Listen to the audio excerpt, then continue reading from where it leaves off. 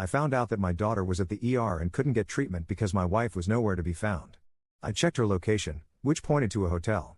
She returned hours later, claiming she was with a friend at a coffee shop. But I'm not as effing stupid as she thinks I am. Never thought I'd be here, but yet here I am.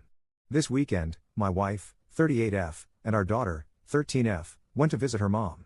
I couldn't go because I couldn't get time off work, and we decided it would just be a girls' weekend for them. I'm a firefighter in a large southern city, and I'm on a call and gearing up when our dispatcher calls in to tell me that there is some emergency.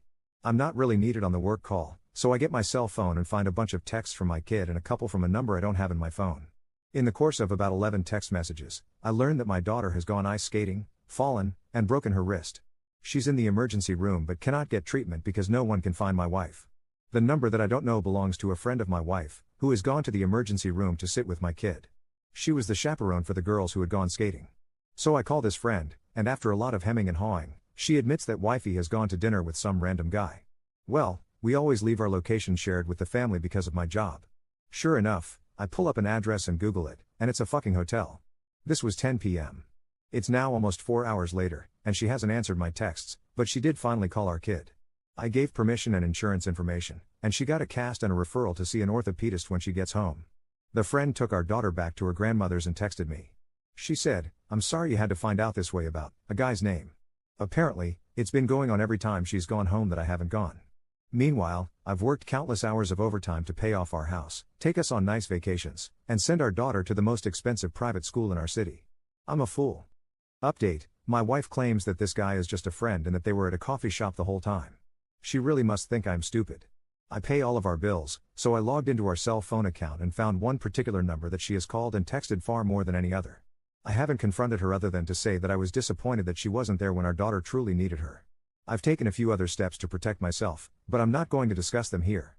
It took me about 15 seconds to figure out who the guy is, and of course, he is married as well. They are supposed to get home late tonight, so we will see what happens then. Update 2, I spoke with a lawyer, as many of you suggested.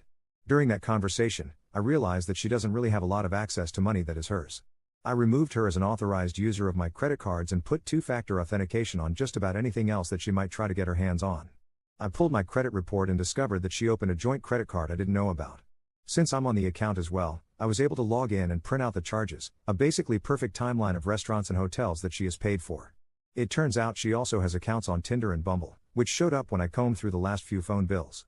I have a pal who is a deputy sheriff in these parts who is going to be here tonight when she gets home. I've gotten her a room at a nearby hotel for the week and paid for it up front. She can sleep there for now and figure it out on her own starting tomorrow. My daughter and I spoke, and she knows what is up and is angry at her mom. So the next step is to find someone for her to talk to. Thanks to my job, I've got great insurance, so that is one less thing to worry about. I've decided I'm also going to come clean to her mother once my wife and daughter are on the plane back here.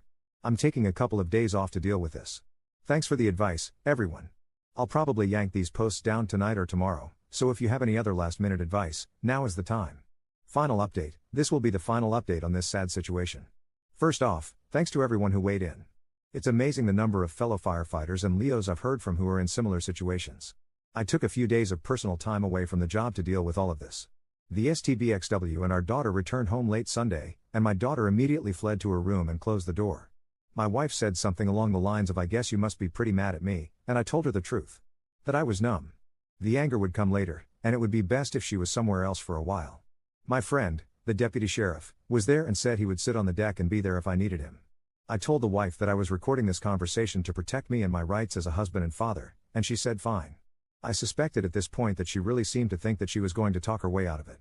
What I didn't tell her was that I'd spent most of the last week talking with friends, my parents, my battalion chief at work, as well as a lawyer and a therapist. I've got a ton of leave and a supportive bunch of coworkers, and if I need to take months off to deal with this, I can. I just said that I was disappointed in her, but mostly I was angry that our daughter got caught in the crossfire of her bad behavior. That she had put our child at risk to get laid. She didn't admit or deny. But then her tone changed, and she almost immediately started in on saying things like, "Remember the time we..." Trying to get me to remember good times. After about 3 of those mentions, I told her the truth. I couldn't trust my memories because I had no idea what she might have been doing.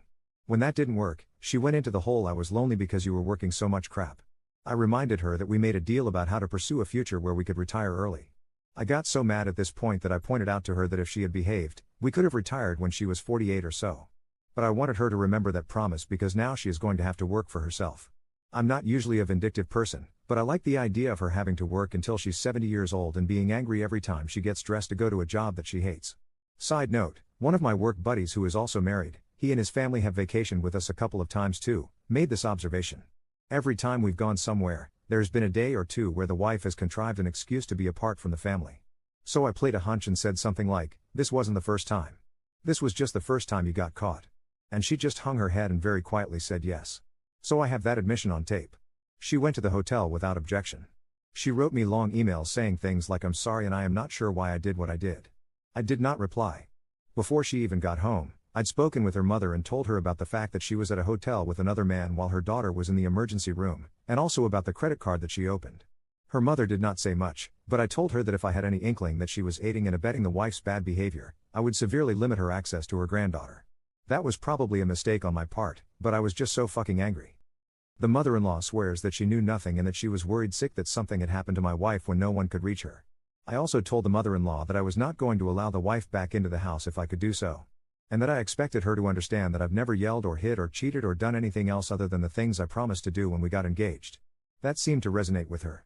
My wife's parents split up when she was in high school because her dad was a serial cheater. So maybe that registered with her mom. I sent a text to the friend who took my daughter to the emergency room. I told her I didn't particularly care if she replied. I said I appreciated her being at the ER with my daughter. But I also said that if she had previous knowledge of where my wife was going, then she should know that she had a huge part in destroying my family. And that a true friend would never encourage shitty behavior. I haven't figured out how to get in touch with her husband yet, but I suspect, based on just sort of reading between the lines, that she and my wife were kind of egging each other on. Thursday morning, I got a text from the wife saying that her mother had rented her a furnished apartment pretty close to our house and that she would like to come and get some personal things on Friday when I went to work. I said that was fine.